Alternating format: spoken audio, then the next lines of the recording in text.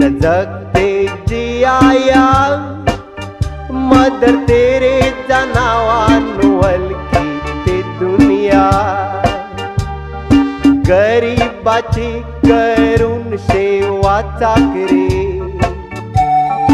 देशान बिन पैशाची तिला नोकरी